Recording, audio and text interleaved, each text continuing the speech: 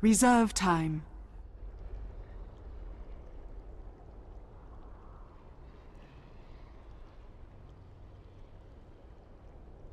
Ten seconds remaining.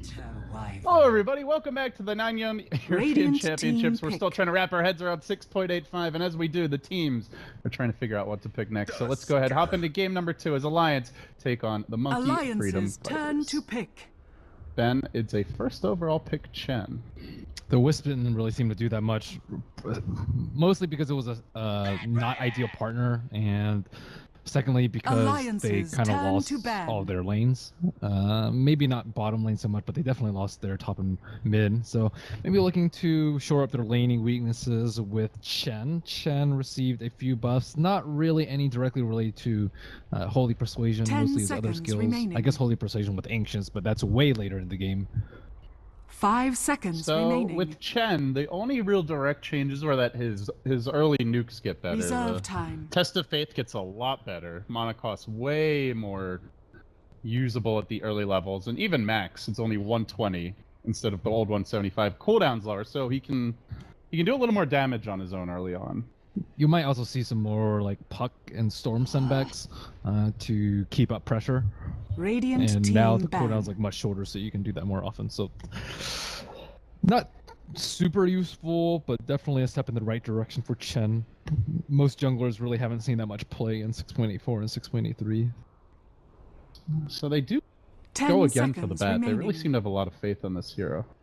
I don't think the bat rider was a problem at all last game. 5 seconds I think remaining. They should be very wary of the mid-match at Viper. Because they picked the Nature's Prophet Reserve and time. the Bat Rider last game, they knew that it was going to be a mid-Bat Rider, which made it very easy to pair the Viper versus it. If they don't reveal their offlaner and their mid, they can always put Bulldog on the Bat Rider and then give a better matchup for S4 in the mid lane.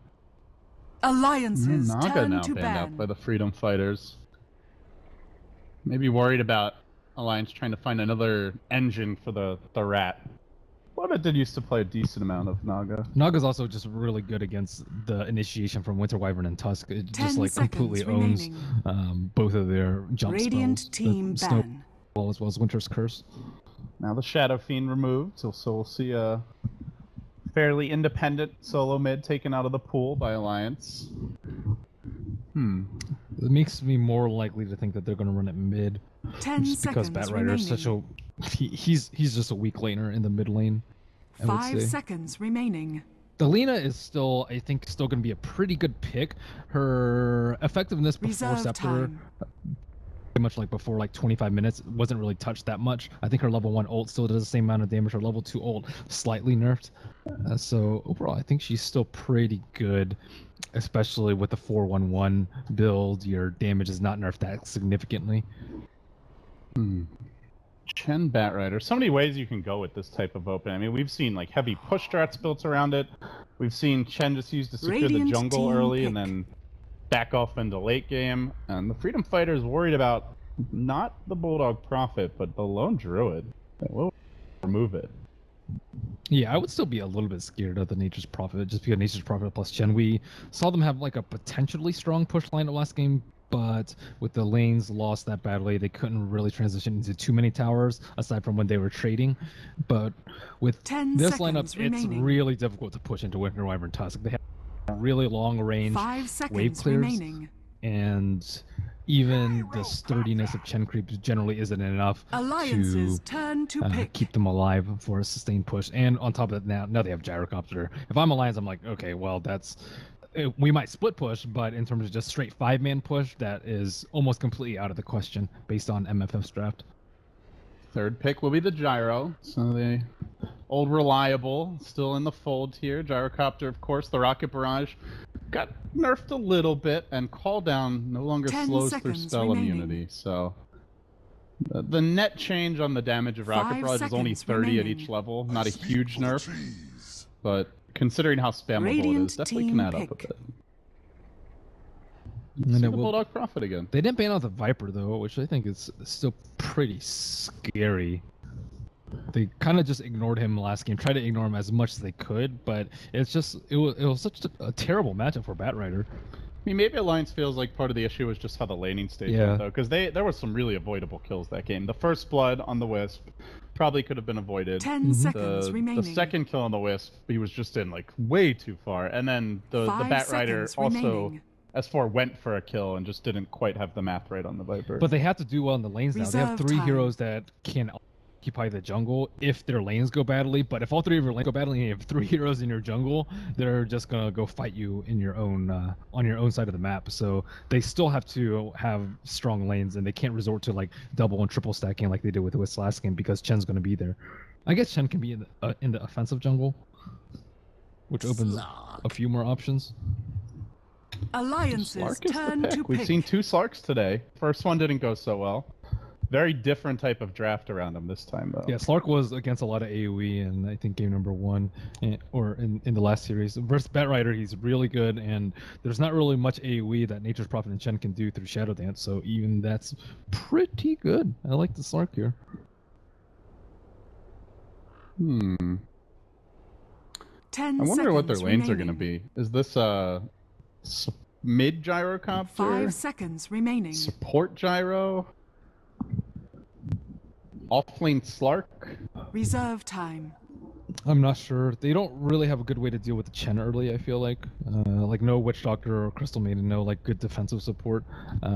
Even maybe like a Dazzle, I suppose, is decent at handling the aggression from Chen, if Chen plays aggressively. And I think Aki actually tends to play pretty aggressively on that, rather than just farm it for a mech and then do things. Ah, the Radiant Shaman team coming ban. out. Alliance really gearing up for some tower taking, and they choose the Shaman over... Oh, I like that ban. Alliances I like that ban a turn to lot. ban. Even choosing the Shaman over the Twin Head we saw last game, though. Interesting. Shaman's really good here because I thought they were gonna have like a lot of anti-push with Radiant the team abilities, pick. but the wards are magic immune, and Gyro I guess is kind of the only one that can somewhat deal with him being a ranged hero and all. But I don't know. I thought they committed very hard on just having a lot of anti-AoE, and Alliance is like, okay, screw it, we're still going to go through with it, which I think is pretty risky. It also seemed like they did kind of the same thing last game. It's like, we want these heroes, it doesn't really matter what you're going to pick, and we're still going to run these, even though it wasn't the best, I 10 think, in seconds the remaining. situation given, for example, the Lifestealer last pick into the Viper and the Spectre. 5 So seconds it's- remaining. It seems like a similar story. It's a good strategy to have, but Alliances against this turn particular to draft, pick. it seems very risky. Aha! I'm happy now. We get to see the old ogre coming out. Do want to mention Shadow Shaman's shackles cooldown lowered from 16 to 10, and they do more damage if you level them up. Still though, channeling disable. Don't know how much we'll see it leveled up, but Ogre Magi, 8 armor now. Bloodlust got buffed, can be cast on towers. 10 seconds And- remaining. Your multicast Bloodlust will affect spell immune 5 allies. seconds More remaining. tower defense. So this is their counter to the push strat, the super tower. What other Reserve carries are time. there that synergize well with pushing? Okay, Wraith King's decent. He tends to actually give Slark a lot of stacks though, because he stays alive for so long. Okay sustain, I suppose, for the push, but I think Slark's gonna have a field day here. He owns Shadow Shaman really hard. Pretty good versus Bat Rider. Can escape, I say, fairly easily from Chen and They have MP. like no AoE. Yeah, this is He's pretty dark scary. packed off the lasso and the Wraith King stun, and And he has an easy lane. He's versus the Bat Rider. Again, they show so the what's NP and the Bat plan Rider. with the Wraith King? Obviously, he can Rosh early. That's something to keep in mind. Changes to Wraith King. Base damage increased by 7. That's pretty big. That's a lot. That's a lot of That's damage. a lot of damage. And I mean, the Vampiric Guard does not show the healing effect if he's in fog. That's pretty minor. 10 seconds remaining. Reincarnation's Allied Scepter, or Aghanim Scepter 5 Allied Death seconds Delay increased from remaining. 5 to 7 seconds.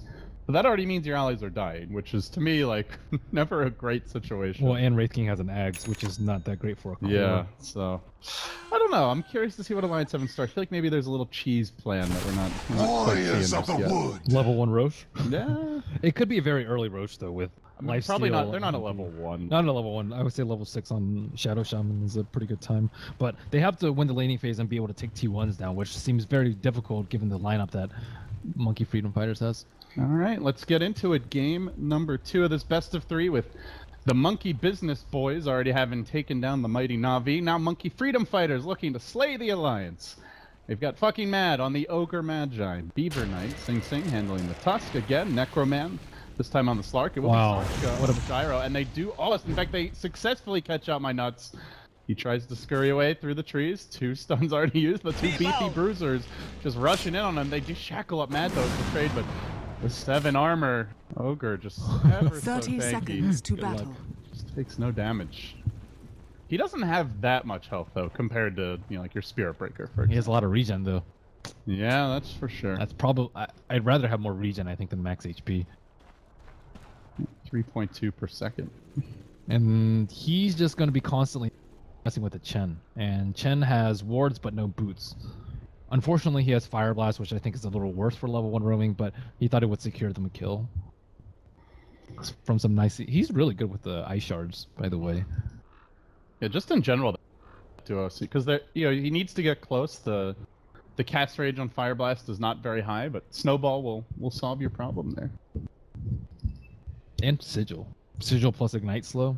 Yeah, that's you're not running from that. I feel that's where I mean, as you mentioned, it's a great Slark game. It also feels like it could be a terrible Wraith King game. Yeah, Sigil, it really does.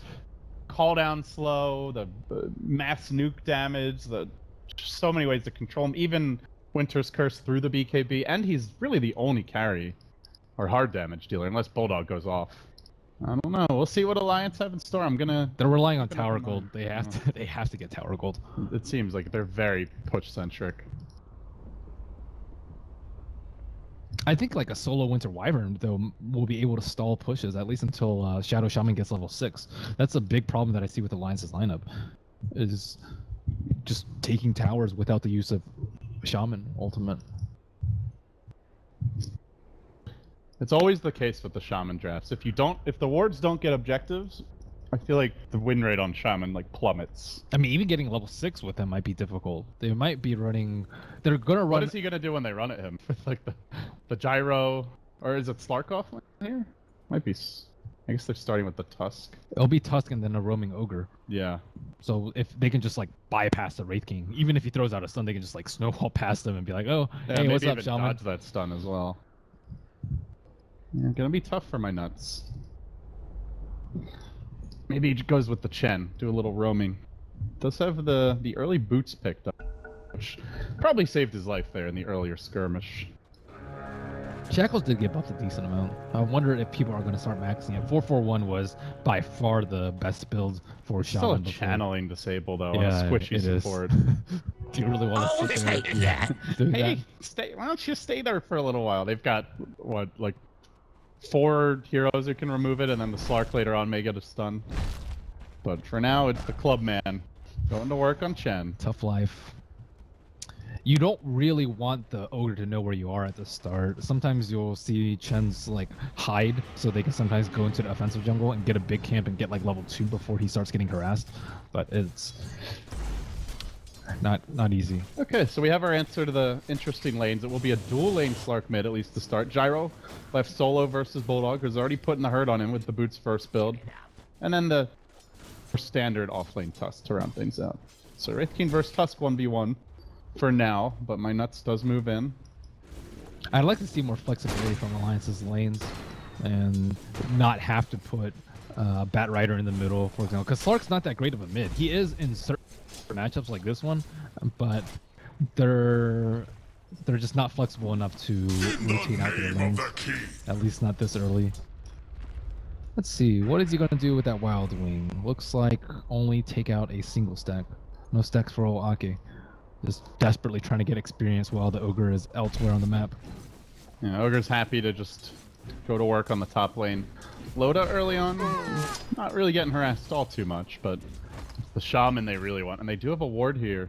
Uh-oh. Scouting out my nuts. This could be bad. The boots first makes them a little more damage. Okay, now they have Snowball. Uh-oh. Does get the shackles off here. Mad, though.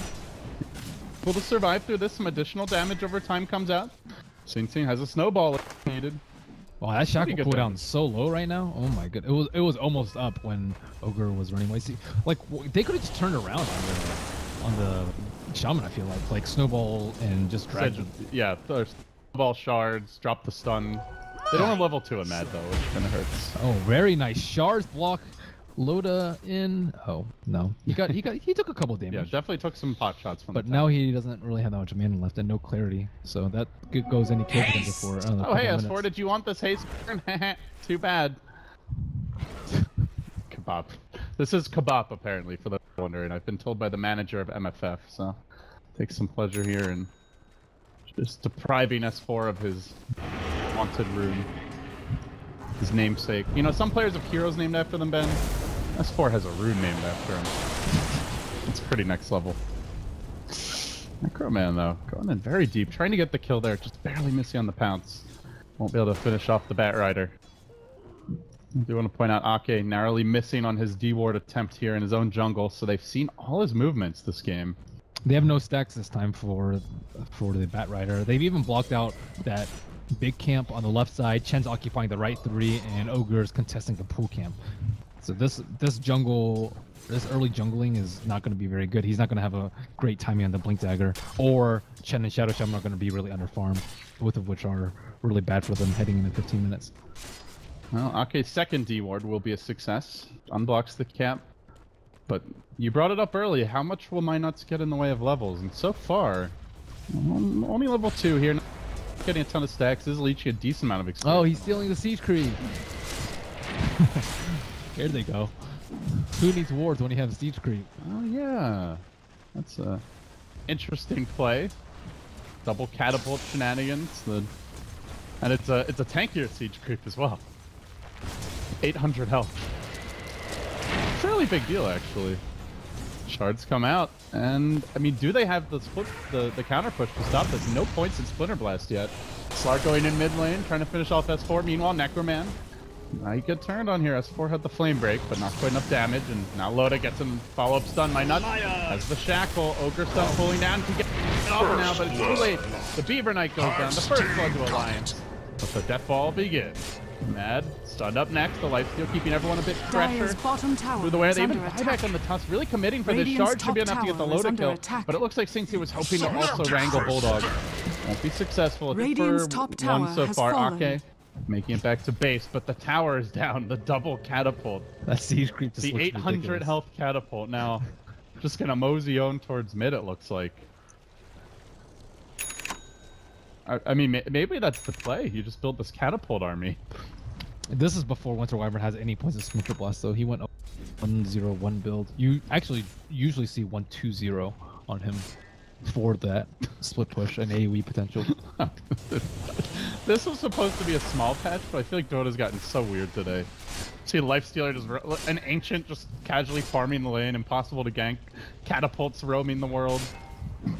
Dota's getting wacky. Early 6.8 was wacky too. Like Alk just giving ags to everyone. Oh yeah, that was fun.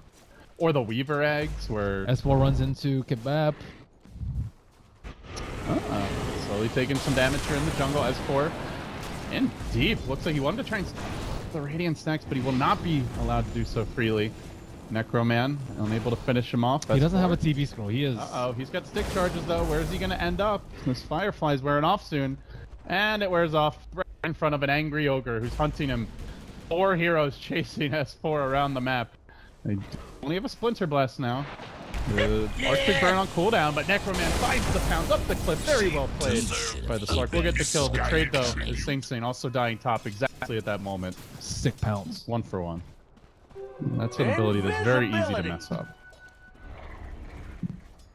Bulldog with the early Orchid. Orchid's good versus Winter Wyvern, but with a decent Snowball or well-timed Dark Pact, it should be of limited effectiveness, I would say. Theoretically. So let's see, how is Shadow Shaman's levels going? He went 1-1-1. No Arcane Boots up yet. Oh, Necroman posting up again. Oh, Snowball in at 4. Will get blown up. Necroman will man to get the last hit. That gives him level 6. Good rotation by Sing Sing. Unveiling the combo. Didn't even need the Walrus Punch there. He is a long way from Blink Dagger and no money in the bank of stacks. I mean, this is, you know, as soon as the patch came out, I asked you, what do you think of the new Bat Rider, Ben, with the Eggs upgrade and the slightly improve flame break, but you said, oh, I think his lating's weak, and that does seem to be the issue here. 2 games in a row now where S4 just gets off to a slow start. They try to counter gank now. Beaver Knight, Sing trapped out, the long shackle. Will mean a death for him. My Nuts still going 2-on-1 here. Haven't seen if he's going to favor the shackles at all yet. Good involvement by Dota early. It's hard to be super effective with Wraithing because you farm slowly and you're not super mobile, but he's getting things done. 3-1 on him. As far as builds go, looks like he's going for his favored Midas. You see Blink, you see Blade Mail. Dire's middle tower is under attack. Blink is kind of mandatory, just because of how many abilities they have to kite him. Yeah. But I mean, maybe Dire's a 4th bottom staff. tower well, is under attack. you don't have to have a Blink if you're just straight sieging towers, but eventually you'll get harassed down to the point where you have to engage on them at some point. And they really want him to engage so they can drop the ward, start the fight off from there. So Slark picks up an illusion rune now. Still the 2 Radiant cores, the leaders in terms of net worth. Dire's Snowball's such a bottom big tower problem is for under Bulldog. attack. I got dove under the tower and quickly blown up. They're doing okay. I think the early push has kind of been quelled. The buyback on Sing, I think, was definitely worth it. They slowed down the push. They got the kill on Loda, and the tower did fall, but it required very heavy investment from Alliance, and Shadow Shaman didn't pick up his very necessary levels. He's trying to leech on bottom, but they have him in reserve reward. If he tries to push up too far, he's just going to get owned. So I'm really worried about his level 6 timing. I'm really worried about Bat Riders. Dire's middle tower is under attack. They found the Ogre. Will that 8 armor save him? No, sir. Hold on. And meanwhile, mid lane, they've also jumped in, executing Ake's Chen. The 1-for-1 around the map. Both teams getting aggressive here. Let's see, can they make anything happen as far as a push goes for either side? Loda still trying to complete either that armlet or the Midas. Radiant's top tower is under Midas, attack. dude. It's Loda, so I'm gonna definitely favor the Midas as the more likely one. But I think it's pretty core on Wraith King just to get your level 3 ultimate as quickly as possible. Yeah, I mean, you can also get Radiance and it'll speed up your farm a lot because he doesn't really have that many farming tools. That's true, actually. Who is it? It's the Leviathan. Leviathan player. Who is it? Imagine. Well, he's not their carry player anymore. Dire's middle tower is under attack. Oh yeah, is that right? Yeah. So they favor a few unconventional things. Leviathan's a lot of fun to watch. It's also the Jenkins Pudge, always a pleasure. Shout out to Jenkins, really awesome guy. Got to hang out with him a bit at TI. But for now, Alliance are still trying to get this big push online as Necroman will tank a Wraith King stun. They try to nuke him a bit, but just pounces away, and you can just see the way the Necroman's moving around. He's 4-0-1, he's confidently farming mid with heroes off the map. He's just not afraid. He's not that farmed mobility item, his Shadow Blade or his Blink Dagger yet, and S4 has been quietly and peacefully farming the jungle while his other teammates play very carefully around the map. Oh, two smokes crossing in the night. MFF get their ward down. Who's gonna get the jump? Or does anyone get the jump? Dominant ward's not yet online, only level 4, but Bulldog about to get caught out here. The snowball revealed, and it's right when they've already started running down the river, so Alliance can't help him. The dog is dead, and they continue pursuit. Call down position. It's only going to hit the Chen creeps. Actually puts Ake one. They're enough follow-up here. Good stuff from Ake. Not sufficient to get the kill, though. And now Sanchka charges forward. Has the rocket barrage right this whole time. Loda looks to finish him off, and they re-engage. Buyback from Bulldog to get back into the fray here. Just wants to help secure some kills, but a beautiful Wizard Surf is really going to punish Alliance now as they stun up S4, popping the magic stick. Loda about to take down that slow is going to make the difference here. Now the lasso finally deployed in this fight. Just a walk-in, drive by Necroman re-engaging, finishes off the bat, clips his wing. Beaver Knight kept alive. Take that, Loda. Uppercut in your face. And now they snowball on forward onto Loda. They'll bring him down as well. Finish the fight. Necroman, he scurries away at 20 HP, gets the triple. Not so lucky as Sing Sing, who's barely brought down. And elsewhere, an army of Trance pursuing Mad. Almost blocking him in fully. This gives my Nuts a chance to zap him. They've got the 325 move speed. It's enough. Bulldog finishes the job. 12-7. So the end score there. Bulldog with the buyback. Committed a lot for that fight. What a hectic fight. They still did save their tower in the mid lane, and I don't think Bulldog died after the second time. He was pretty close, but they split the damage a little bit. Radiant's top tower So is it's still under pretty attack. good for them. They get the Midas now on Lotus. That's something good. Yeah, Gyro's actually pretty underfarmed. But I mean, as much as you said the Slark isn't out of control farmed yet, he's still 2k gold up on a Midas, Wraith King. Necroman is still finding so many kills around the map. Yeah, he's limiting the opponent's farm really well. I like the way he's moving around the map. It's more of like a starvation style. Bat Rider. Currently under cover of Invis. Does S4 know what's up? The pounce is there. Follow-up Dark Tech does have the TP, but he hesitates a bit, and one more poke should be enough to bring him down. Another pounce in 2 seconds. Dark Tech will do the job, and Necroman continues to rampage all over Alliance. Now both of those maxed, and while that's happening, they kill off Loda mid. Of course, this is the Wraith King's weakness. You got the big team fight ult, but it's still on cooldown for over 2 minutes. 2.5 to be exact. Oh no, they know Minos is there. Dire's middle tower I is think they under pinged him out. attack. They see him with that. Dire's structures are fortified. Trying to catch him, throwing the shards up the hill, kind of a long range gamble by the Beaver Knight. While that's going on, the mid tower will collapse. Has fallen. Monkey Freedom Fighters continuing to pull ahead here versus Alliance. And you know, Ben, when we started this game, you said Alliance are really counting on tower gold. They're counting on getting ahead early. They are behind now. How do they come back? Blink Dagger on S4 is the most important thing that they need right now, and then they can maybe hit a timing with like level 11 on Loda and S4 having a Blink Dagger and take a big fight from there. But it's looking really bad. It seems like they're not going to be able to approach any T1s. Very similar to last time. Dire's Like, okay, bottom well, tower is under attack. they just can't ever take down anything. They're 5-manning. They're 5-manning into Alliance, the team that we thought would be grouping early. Dire's Still, well, bottom just got tower the Shadow has fallen. Wards actually. So maybe this is something that will allow them to take a team fight. They're really lacking damage. Loda doesn't really have any damage, and if he has some attack speed, Dire's Chen doesn't bottom offer that much tower is damage. under attack. Shadow Shaman with his ward, I think, is a very significant source. Radiant's middle tower Nature's is Prophet under attack. trying to get ultimate from Rising Lord. Oh god, he's already godlike. It's 14 minutes in. Mid Slark, drums complete, Aquila complete. He's already used Radiant's 3 drum middle charges tower here. is under attack. Finding kill after kill after kill. And they're not going to give anything up for 3. Poppy's the call down mid. The dominated siege creep up to 1000 HP. It's a very similar story. It's like, okay, we lost the lanes, let's try and split push and not team fight them. Dire's and bottom try and tower escape. is under attack. The overall Alliance game plan continuously seems to be backfiring here. Bulldog goes TP out, but not so lucky. Will be S4. Well, maybe he can get the celebration by Harris. The Hand of God comes out, but pushes him to the low ground. Helps secure his retreat, and now Sing Sing looks to catch. They get the curse off onto Ake. The catapult pounding away, and it loves in a couple of extra fireballs, and we'll get the kill. Necroman walks down mid. This is not looking great for the Alliance fans.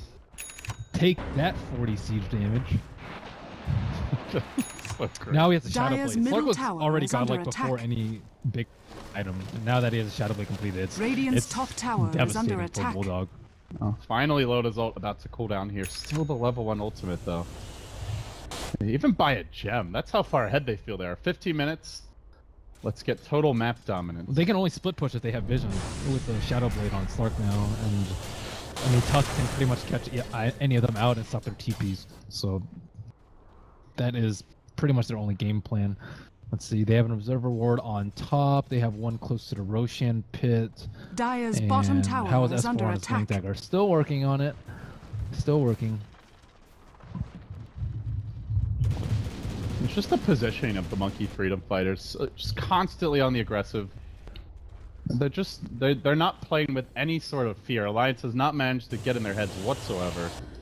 Well, at least it's nice that they have daytime vision now. They're at a big disadvantage during time because of Slark. He's going to be the gem bearer, so they're trying to take advantage of the Radiant's ultimate middle to get tower some is under D-wards. attack. And they will find their first one down towards the bottom ruin. Slark looking to reestablish map control, now moving in under cover of Shadow Blade. Directly onto my nuts. This is a underfarmed Shadow Shaman's worst nightmare. Hell, even the Nature's Prophet is vulnerable, but fortunately, Necroman's timing just a little bit off, so he Dire's won't top actually tower find is under anyone. attack. But they're gonna take a tower, and they take it freely. The trade is nothing. Maybe my nut sneaks up and drops the wards, but Necroman's already back. He's seen him. He wants my nuts. And he's gonna get him. Count comes out, start tech there, and then time to start farming the wards. 1, 2, 3, 4, 5, 6. Thank you very much. That's like 700 gold, I think, for him. And the ward's on cooldown, even bigger perhaps. And they didn't even get that much damage on the tower, only 250 on a full HP one. I mean, with that, he's not 4,000 up of Dota. They're smoked with the Blink Dagger, though. Maybe trying to get the gem right here. S4 hoping that he farms out this next wave. Is under attack. Yeah, Necroman might oblige them. He's charging in, running uphill into Bulldog right near a Dire Sentry, but it's another quick fix.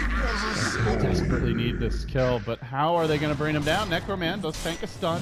He's dropped to about half HP, Dark Packing, and now the lasso, but he's gone Dire's top tower is under attack. Dark Packed it. That is... Oh, dear. Didn't even get the lasso sound. It just got canceled so quickly.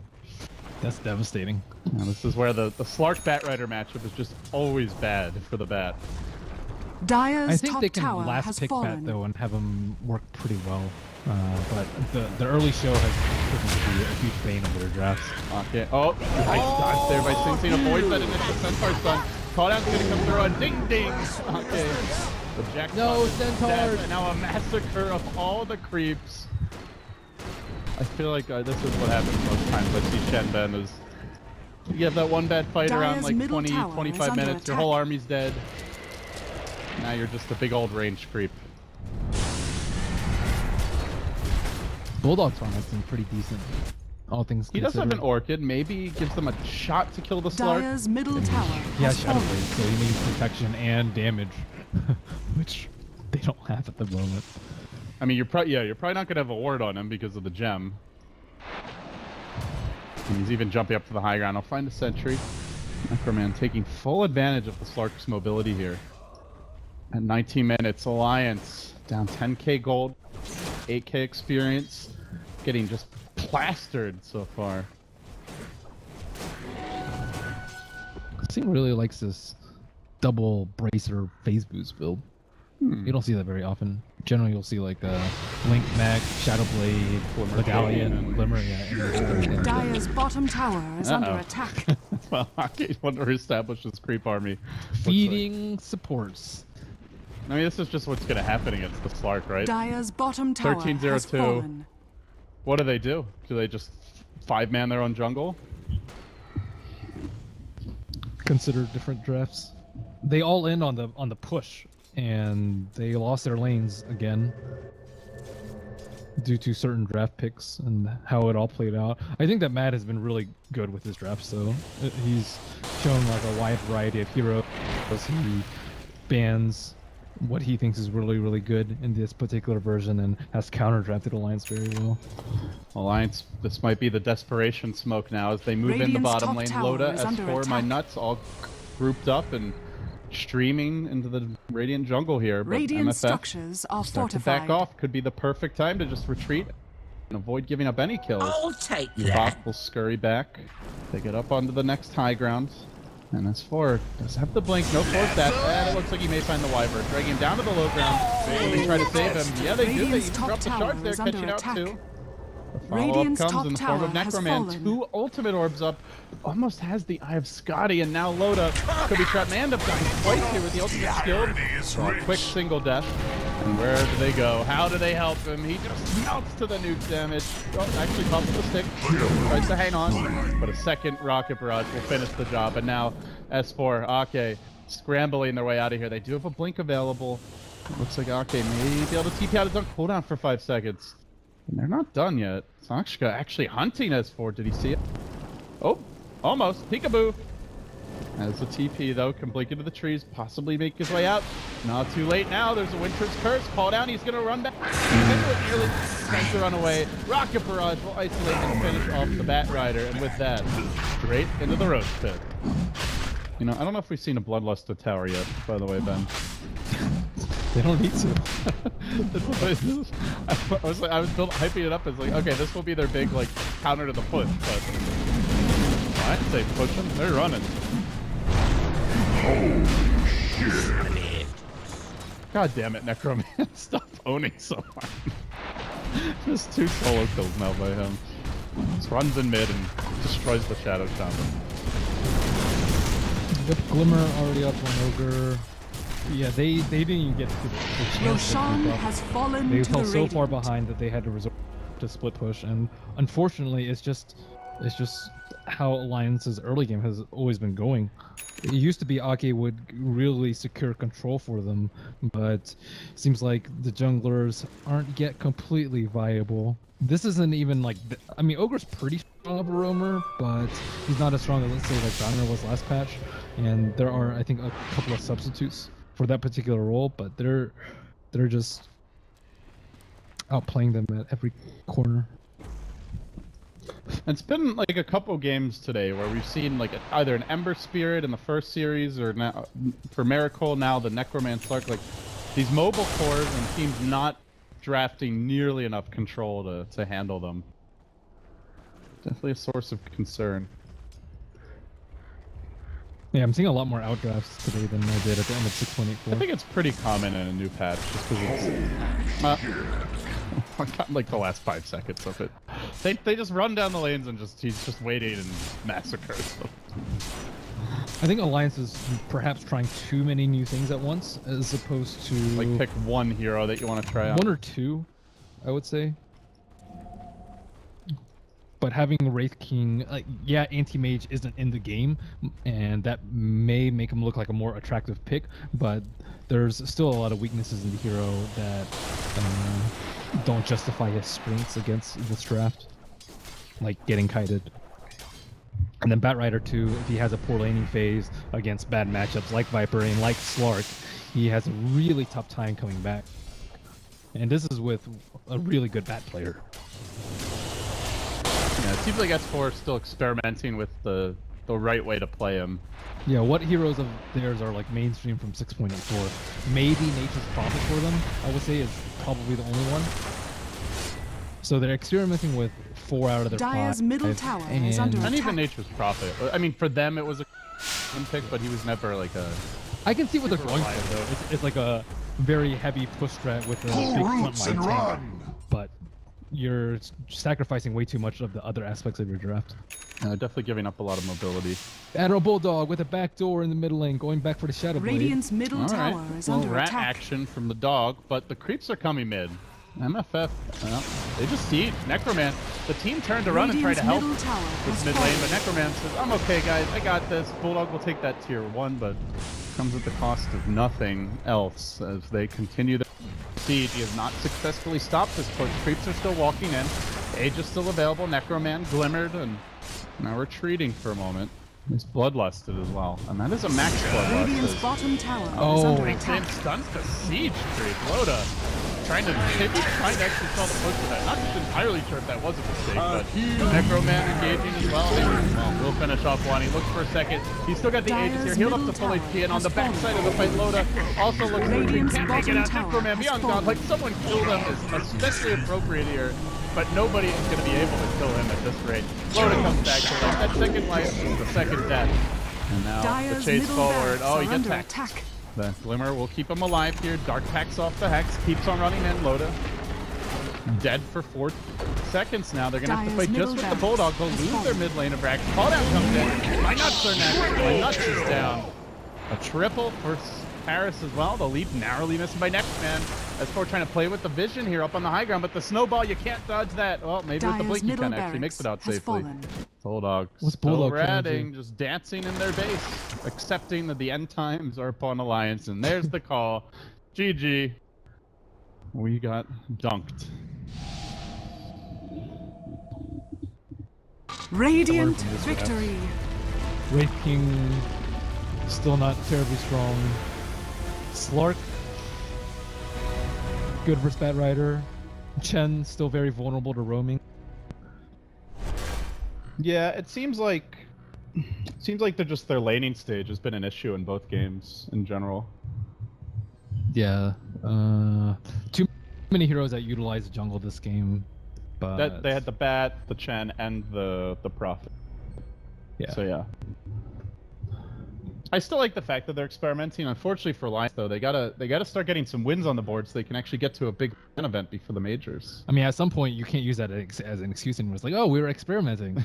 Yeah, you have to start winning sometime. Okay, well, it is day one of the new patch, Yeah. but at the same time, you're right. They come into this patch struggling, to put it mildly. We saw Nature's Prophet used pretty successfully in the last series, so it's not that hero.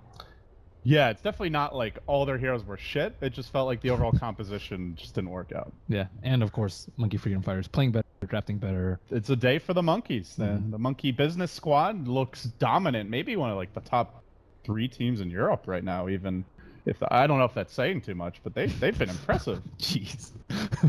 No, I don't mean it like that. I'm saying like they're playing incredibly well. They look really impressive.